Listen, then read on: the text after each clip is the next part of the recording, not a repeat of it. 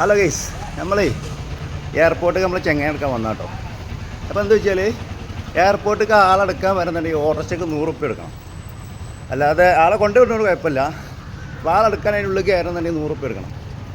അങ്ങനെ വെറുതെ കായ് കൊടുത്തുകാണ്ട് നമ്മൾ ഓരോരോ ചാറ്റിലെ നിയമം കൊണ്ടുകാണ്ടേ ഇപ്പം എന്തായാലും നമ്മൾ ചെക്കൻ നമ്മൾ ഇവിടെ പോയി കിടന്ന് നടന്നു ആ ജിന്നെ പറഞ്ഞത് മുഖ്യമന്ത്രി രാജിവെക്കുക.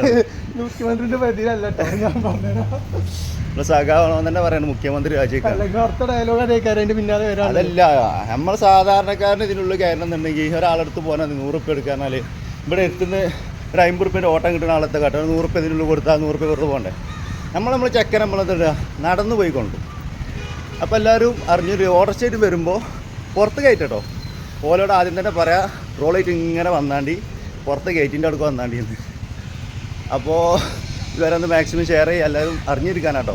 മറ്റേ അതിൻ്റെ ഉള്ളിൽ കയറിക്കാണ്ട് വെറുതെ 100 റുപ്യ കളയാൻ നിൽക്കണ്ട. ആ 100 റുപ്യൻ്റെ നമുക്ക് ഞങ്ങൾ 3 ആളുണ്ട് പോകുമ്പോൾ ഞങ്ങൾ ആ കായ്ക്ക് ഒരു ചായം കുടിച്ചാണ്ട് പോകും. ആകെ ഒരു 10 മിനിറ്റ് നടക്കാനേ ഉള്ളൂ. ഓക്കെ, അപ്പോൾ ഒന്ന് അറിഞ്ഞിരിക്കുക, എല്ലാവരും ഷെയർ ചെയ്യാം മാക്സിമം. ചെക്ക എത്തിയുണ്ടോ? നമ്മളിത് തള്ളിക്കാണ്ട് പോകും. നമ്മളെ ചെക്കനെ കിട്ടിക്കണു. അപ്പോൾ ചെക്കൻ നമ്മളാണ് അവിടുന്ന് ഏകദേശം ഇത്രയും നേരം യാത്ര ചെയ്ത് സഹിച്ചു എന്താ പറയുക, കുടുങ്ങി വന്ന പ്രവാസി നടന്ന് വരികയാണ് റോട്ടുമ്മക്ക്. ഇതൊക്കെ നിങ്ങൾ മനസ്സിലാക്കണം, ഒരു പ്രവാസിൻ്റെ ഇടങ്ങാറ് എന്താണെന്നുള്ളത്. അപ്പോൾ ഈ നിയമം കൊണ്ടുവന്ന ഭരണാധികാരികളോട് പറയാനുള്ളത്, ഇവർ നാട്ടിലൊരു നിയമം കൊണ്ടുവരുമ്പോൾ ആ നാട്ടിലെ ഏറ്റവും താഴെ കടയിൽ ഇരിക്കുന്ന ആൾക്കാരെ കൂടി കണക്കിലെടുത്തിട്ട് വേണം കൊണ്ടുവരാൻ. ഒരു സാധാരണക്കാരൻ വന്നുകാണ്ട് ഇവിടെ 50 റുപ്യ 100 റുപ്യയിലേ വേണ്ട 100 റുപ്യക്ക് ഓട്ടോറിക്ഷയ്ക്ക് എണ്ണ അടിച്ച് കാണ്ട് വന്നാൽ ഓന് 100 റുപ്യ ഇതിൽ വെറുതെ കൊടുക്കണം. ഞങ്ങൾ കൊടുക്കില്ല. ഞങ്ങൾ ഈ കായ്ക്ക് പോകുമ്പോൾ അല്ല സാറേ ചായയും കുടിച്ചു. നാളെ സഖാവ് ഒപ്പുണ്ട്, സഖാവിന് നമ്മൾ കാണിച്ചവൻ്റെ സഖാവിന് പ്രശ്നം നേരിട്ടാണോ. ഓക്കെ, അപ്പോൾ ശരി. അപ്പോൾ ഓട്ടോറിക്ഷക്കാരൊക്കെ അറിഞ്ഞിരിക്കുക, ആളെ കൊടുത്തിട്ടുണ്ട് കുഴപ്പമില്ല.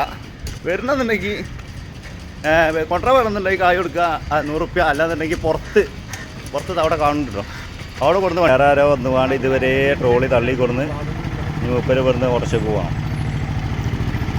അപ്പോൾ നിങ്ങൾ ഇത്രയും ദൂരമൊക്കെ യാത്ര ചെയ്തിരുന്ന ആൾക്കാരെ എങ്ങനെ ബുദ്ധിമുട്ടിക്കാനാൽ ഭയങ്കര ഇതാണ്. വണ്ടി എത്തി, സാധനം കയറ്റിട്ടെ.